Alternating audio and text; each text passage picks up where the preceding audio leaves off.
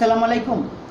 বাংলাদেশের 64টি জেলার ভাই ও বোনেরা ও যে যেখানেই আছেন সবাই নিরাপদে থাকুন, সুস্থ থাকুন, এ দোয়াই করি। আর বাংলাদেশের বাইরে প্রবাসী ও ভাই বোনদেরকে অসংখ্য শুভেচ্ছা যে আপনারা ভিডিও দেখেন ভাইয়াদের, কিন্তু গত 144 ঘন্টাও নেট ছিল না দেখে আপনারা অনেক ভিডিও বা অনেক দেখতে পারেন নাই, কারণ নেট সম্পূর্ণ বন্ধ। 144 ঘন্টা 6 দিন পর গতকালকে নেট চালু করলো। অনেক এলাকায় নেট কিন্তু কিছুটা স্লো এবং পুরোপুরি আসে নাই। কিছু কিছু নেট সার্ভিস হয়েছে, আবার কিছু জায়গায় নেট সার্ভিস পুরোপুরি হয় নাই। আর ইউটিউব চ্যানেল আজকে থেকে চালু হয়েছে রাত 8:30 থেকে। আর ফেসবুক কবে দেবে তা জানি না, কিন্তু বাংলাদেশে যে হতাহত, যে সহিংসতা কিন্তু ঘটেছে, এবং সবচেয়ে বড় কথা হচ্ছে বাংলাদেশের পুলিশ, র্যাব, বিজেপি যেভাবে চোখের সামনে গুলি করেছে, এই সুযোগটা কে দেয়? আর সেনাবাহিনীকে বাংলাদেশের মানুষ এতটা ভালোবাসত, কিন্তু সেই সেনাবাহিনী জনগণের পক্ষে না কথা বলে তারাও কিন্তু গুলি করেছে এবং তারা উল্টা সরকারের পক্ষেই চলে গেছে।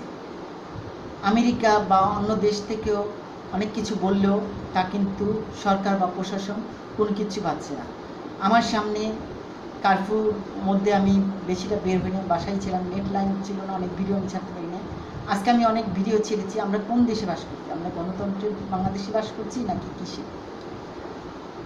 এবং সেই ভিডিওতে দেখবেন বসিলাতে 7 জন আমার সামনে গুলিবিদ্ধ হয়েছে এবং তাদেরকে রাতে অ্যাম্বুলেন্স আসে নাই, ট্রলার দিয়ে ওয়াশপুর হাসপাতালে নেওয়া হয়েছে।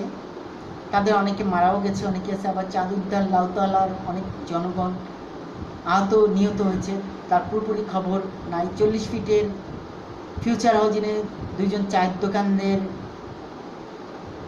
মৃত খবর শোনা গেছে, কিন্তু এটিও কিন্তু প্রকাশ হয় নাই। কিছু কিছু জায়গায় অনেক হতাহতের খবর প্রকাশ করা হয় নাই। আমার কাছে একটি ভিডিও আক্ষেপ হয়েছে, যেটি শুনলে সবচেয়ে গণহত্যা হওয়ার জন্য কত মানুষকে মারতে হয়। ঢাকা মেডিকেল কলেজ হাসপাতালে 370টি মৃতদেহ, মিডফোর্ড হাসপাতালে 450টি মৃতদেহ, উত্তরায় কুয়েত মৈত্রী হাসপাতালে একদিনে 60টি মৃতদেহ, যাত্রাবাড়িতে অনাবিল হাসপাতালে 39টি মৃতদেহ, মোট 859টি মৃতদেহ। এখানে কেবল 4টি হাসপাতাল বৃহস্পতিবার ও শুক্রবারের হিসাব, যেগুলোর রেকর্ড পুলিশ নিয়ে গেছে। এভাবে ঢাকার সব হাসপাতালেও সারা দেশে হাসপাতালগুলো পুরো 4 দিনের চিত্র চিন্তা করলে কত মানুষ খুন হয়েছে। এছাড়া মুগদা জেনারেল হাসপাতালের মৃতদেহ কোনো তালিকা করা হয়নি। এমন অনেক হাসপাতাল আছে, সেগুলোর হিসাবও যদি করেন কি মনে হয় সংখ্যাটি কত হতে পারে? এটি হচ্ছে আমি একটি রিপোর্ট আমি আপনাদেরকে জানালাম, যেটি আমার কাছে আসছে। কিন্তু সবচেয়ে কথা হচ্ছে মোহাম্মদপুর বসিলাতেও কিন্তু 200-র উপরে ছাড়াতে পারে, কারণ আমার চোখের সামনে আমি মোহাম্মদপুর এবং বসিলাতে যে ঘটনা দেখলাম, এখানে শাহজালাল হাউজিংয়ের পুলিশ, এসবিআন এবং র্যাব 2 তারা যেভাবে টিয়ার সেল এবং গুলি করেছে, মোটর সেলেছে, বসিলা 3 রাস্তার মোড়ে আন্দোলনকারীদেরকে দমন করে আজকে মোহাম্মদপুরে কিছুটা শান্তি অরাজকতা যায়। গত 15 বছরে এই মোহাম্মদপুরে কিন্তু অরাজকতার সৃষ্টি হয়নি। আমি আমার নিজের সামনে আমি দেখলাম মোহাম্মদপুরে গত 15 বছরে যে ধ্বংসলীলা খেলা হয়নি, সেটাই আজকে মানুষের যে ক্ষোভ, সেটা আমি নিজের চোখে দেখতে পেরেছি। 1971 সনে 25শে মার্চে যে গণহত্যা হয়েছিল পাকিস্তান হানাদারিতে, মনে হয় এত হত্যাও আমাদের বাংলাদেশের প্রশাসন ভবন করেছে, যে র্যাব, বিজেপি এবং পুলিশ। অনেকে অনেক ইউটিউব চ্যানেল অনেকেই দিচ্ছে আন্দোলন নিয়ে করবে, কিন্তু এই আন্দোলনকারীরা কতটা সফল হবে বা কতটা হতে পারবে কি তা জানি না। কিন্তু অনেক মানুষ আহত এবং নিহত হচ্ছে, যেটা কোনো খবর আসছে না, মিডিয়া এবং সংবাদপত্র আসছে না, কারণ এগুলো কিন্তু গুম করা হচ্ছে। গত 6 দিন ধরে নেট লাইন অফ করার মানে কি? সকল নেটওয়ার্ক বন্ধ করে এবং কারফিউ দিয়ে জনগণের উপর যেভাবে নিরস্ত্র গুলি, মোটর সেল আর টিয়ার সেল ছাড়া হচ্ছে, এটা সবচেয়ে দুঃখজনক। বুঝতে পারছেন আমার মনটাও কেন খারাপ? কারণ আমি আমার নিজের সামনে, চোখের সামনে আমি অনেক মৃতদেহ লাশ দেখেছি, কিন্তু এটির হিসাব কোনো সাংবাদিক না মিডিয়ার কাছেও নাই, বা থাকলেও মিডিয়া বা সংবাদপত্র প্রকাশ করতে পারছে না। হ্যাঁ, বাংলাদেশের শিক্ষার্থী ভাই ও বোনেরা বা যারা আন্দোলন করছে, আপনারা মনে পারবেন না, কারণ আপনাদের কি আছে? ইট, পাটকেল, বাঁশ দিয়ে আপনারা মোকাবিলা করতে পারবেন? কারণ প্রশাসনের হাতে আছে গুলি, মর্টার সেল, টিয়ার সেল। এখানে আমেরিকার জাতিসংঘের সাইনবোর্ড, স্টিকার লাগিয়ে ট্যাঙ্ক নামিয়ে সেটিও করছে। এটা কিন্তু জাতিসংঘ থেকে নিষেধ করা হয়েছে, তারপর মাঝে ভারত যে পুরোপুরি এটার নেপথ্যে আছে এবং র টিমকে যে ঢুকিয়ে দিয়েছে আমাদের এই বাংলাদেশের ভিতরে, যখন পুলিশ পারে নাই তখন ভারতের র ঢুকে গেছে। বাংলাদেশের অবস্থা খুবই খারাপ এবং এখনও কিন্তু অনেক জায়গায় পরিস্থিতি স্বাভাবিক হয়নি, কিন্তু মোহাম্মদপুর এরিয়াতে কিছুটা স্বাভাবিক হয়েছে। এখন কিছুটা লোকজন কিছুটা স্বস্তি পাচ্ছে এবং অনেক লোকজনকে দেখলাম নেট নাই কি করবে, নদী এলাকায় নদীর পাড়ে ঘুরতে চলে গেছে। কারণ কি করবে? কারণ রাস্তাঘাটে থাকলে তো মরতে হবে। আমি যে হতাহত বা যে নিজের চোখে যেগুলো দেখেছি তা বলার বাইরে।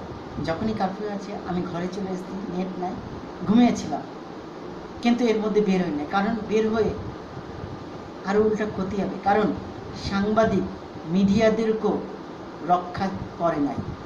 যেসব ইন্ডিপেন্ডেন্ট চ্যানেল, সময় চ্যানেল, এদেরকে অসংখ্য ধন্যবাদ, তারা তাদের জীবনের রিস্ক নিয়ে ইন্ডিপেন্ডেন্ট চ্যানেল, সময় চ্যানেল, এনটিভি, এরা তাদের সাহসিকতা সব অনেক ভিডিও প্রকাশ করেছেন এবং ভিডিও করেছে। কিন্তু অনেকেই অনেক ভিডিও করেছে, আমিও ভিডিও করেছি, কিন্তু নেট লাইন না থাকাতে এই ভিডিওগুলো আপলোড করা যায় নাই এবং ভিডিওগুলো ছাড়া যায় নাই। বিদেশি প্রবাসী ভাই বোনেরা দেখতে পারেন নাই। এখন দেখেন আজ আমরা বাংলাদেশের কোথায় আছি। আমাদের স্বাধীনতা, সার্বভৌমত্ব আজ নাই। জনগণের মুখ খোলার কোনো ভাষা, অনেকেই অনেক কথা বলে, অনেক ভিডিও দেখলাম, কিন্তু জানি না এই দেশে এই অরাজকতা আর কতদিন চলবে, আর কত মায়ের বুক খালি হবে, আর কত ভাই ভাইয়ের রক্ত খালি হবে। কিন্তু র্যাব, পুলিশ, বিজেপি এরা কি মুসলমান? এদের কি মায়া মমতা নাই? এরা গুলি করে কিভাবে? গুলি করতেও কি তাদের কাঁপে না? তাদের এক ভাই বা তার এক বোনকে তারা গুলি করে মেরে ফেলছে। এটা কি করছে? মোহাম্মদপুর বসিলাতে র্যাব 2 যা দেখালো, যে পাওয়ার দেখালো, যে ক্ষমতা দেখালো, বলার বাইরে। এটা বলতে আমি এর আগেও লাইভে আসতে চাইছিলাম, কিন্তু লাইভে আসতে পারি নাই, কারণ নেট ছিল না, এই জন্য আসতে পারিনি। এই জন্য আমি আপনাদের কাছে দুঃখিত এবং সবচেয়ে বেশি আমার মনও খারাপ, কারণ নিজের চোখে যেসব দেখেছি। 1971 সময় আমার যুদ্ধ হয় নাই, কিন্তু 2024 সালে গত বৃহস্পতিবার থেকে গত মঙ্গলবার পর্যন্ত যে সহিষ্ণুতা এবং যে যুদ্ধক্ষেত্র আমি নিজের চোখে দেখেছি, এবং তা দেখে আমার মন খুবই খারাপ হয়ে গেছে।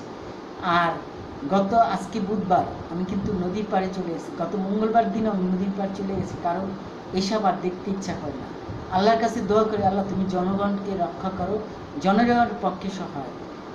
জনগণের গুলি নাই, টিয়ার সেল নাই, তারা ইট পাটকেল দিয়ে কত যুদ্ধ পারবে, কিন্তু জনগণের যেভাবে বুক খালি করছে, এর বিচার তুমি করো। স্রষ্টার কাছে এই দোয়াই করি যে যে ভাই বা যে বোনের আহাজারি, এর বিচার অবশ্যই তুমি করো, এটাই থাকো এই কামনায়। কিন্তু জানি না আন্দোলনকারীরা কতটা সফল হবে এবং আজকে আন্দোলনকারীদের কি পদক্ষেপ বা কী, আর আন্দোলন যে যা চাচ্ছে তা মনে হয় আজ আর আমাদের সেই হাতে নাই। হ্যাঁ ছিল, সেনাবাহিনী যদি আজকে নামতো, নেমে যদি তারা যদি ক্ষমতা যদি দখল করে নিত এবং তারাই যদি পুরো নিয়ন্ত্রণ নিয়ে নিত, তাহলে মনে হয় এত লোক মারা যেত না। কিন্তু সেনাবাহিনী, সেই দেশপ্রেম সেনাবাহিনী আজ নাই, সেনাবাহিনীও আজ বিক্রি হয়ে গেছে। এটাই সবচেয়ে দুঃখের বিষয়।